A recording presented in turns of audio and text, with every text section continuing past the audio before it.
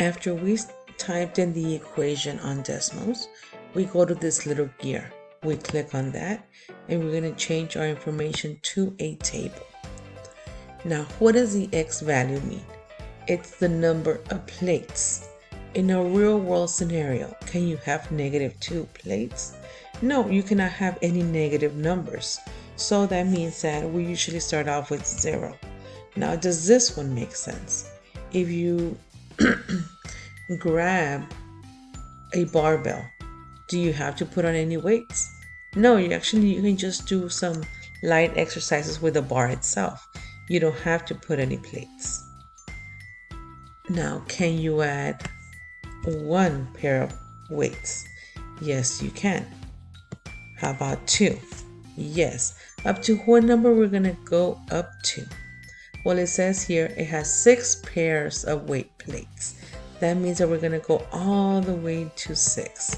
So we have 3, 4, 5, and 6. And we're going to stop there because that's what the information they're giving us. And then we have all this information over here, which is this right here is our range. Now it says here, what is the range of this function? All these numbers, this is the range. From 4, 24, 44, 64, 84, 104, and 124. Now see, look at this A. This one, they're giving you your domain. And we're not looking for domain, we're looking for the range. So it is not A. Now look at B. It has all this bunch of numbers that are right here on the side. So yes, it could be that one. I will go with that one, but let me check the rest. Do I have a 0 over here on this side?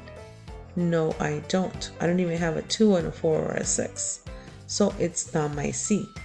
Now look at this one. I do have a 4, I have a 44, I have an 84, and I have 124. But I am missing the 24, I am missing the 64, and the 104.